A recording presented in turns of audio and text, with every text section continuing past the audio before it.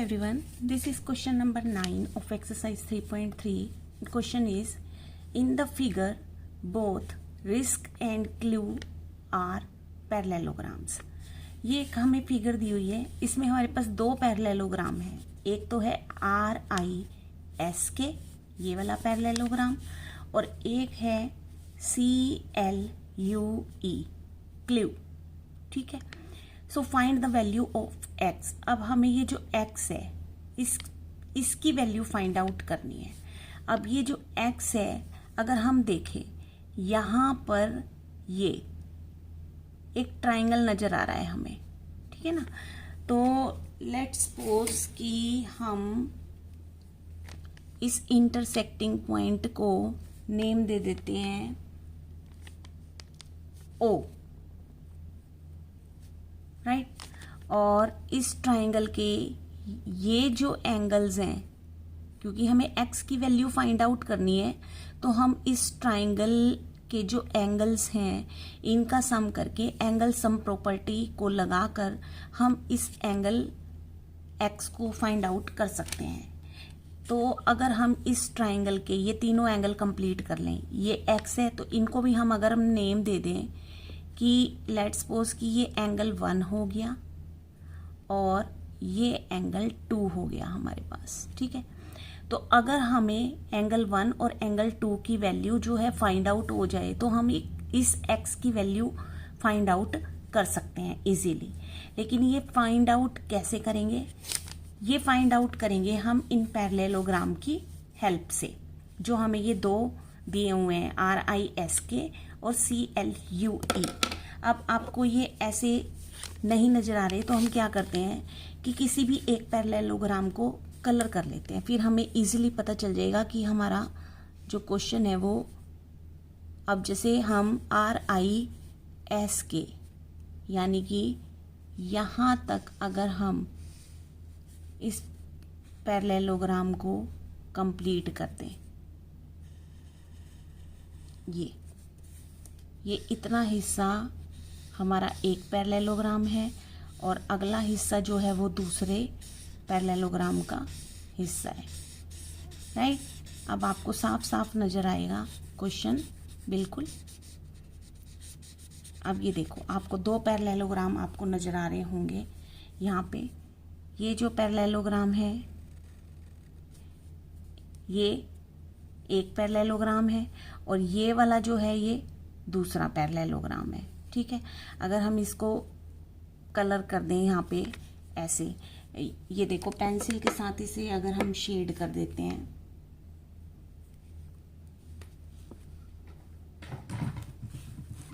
तो ये जो हमारा ये CLUE यानी कि ये वाला जो पार्ट है ये दोनों पैरेललोग्राम में आ रहा है हमारा. ठीक है. ये हमारा दूसरा जो है वो पैरेललोग्राम है.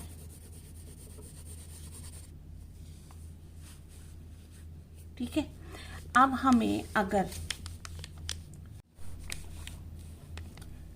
अब हम क्या करेंगे, सबसे पहले अगर हमें ये एंगल 1 और एंगल 2 फाइंड आउट हो जाए तो हम x की वैल्यू जो है वो इजीली निकाल सकते हैं. तो लेट्स सपोज कि हम पैरेललोग्राम RISK रिस्क ले लें तो इसमें हमारा जो एंगल K है वो इस एंगल 1 प्लस, क्योंकि ये इसके एडजेसेंट एंगल हैं, एंगल 1 और 120 डिग्री RISK के एडजेसेंट एंगल्स हैं. तो एडजेसेंट एंगल्स का सम सप्लीमेंट्री होता है. हमारे पैरेललोग्राम की प्रॉपर्टी होती है कि एडजेसेंट एंगल्स का जो सम होता है वो 180 डिग्री के इक्वल होता है, यानी कि सप्लीमेंट्री होता है. तो सबसे पहले हम एंगल 1 फाइंड आउट कर लेते हैं. तो उसके लिए हमें लिखना क्या पड़ेगा कि इन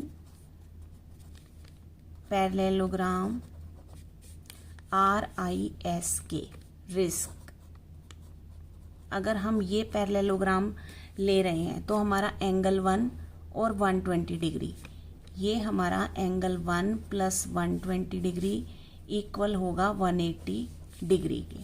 और कौन सी प्रॉपर्टी यूज होगी यहाँ पर कि जो एडजेसेंट एंगल्स हैं adjacent angles of parallelogram are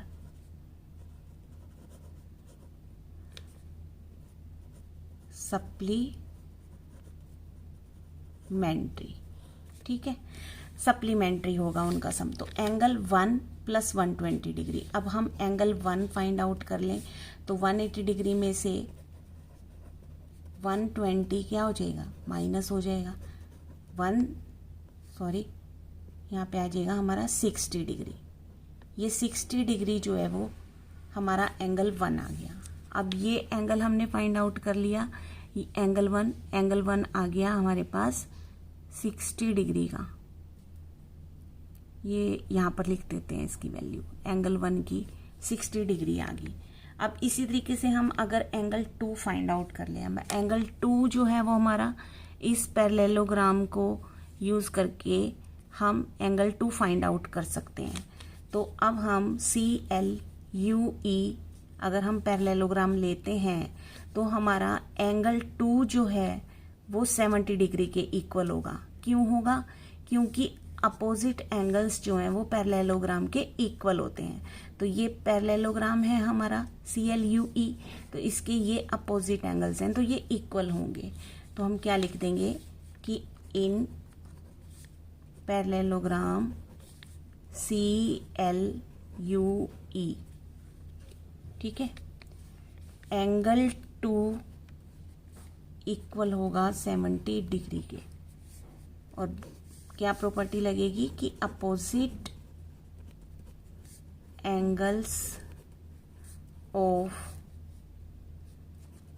parallelogram are equal.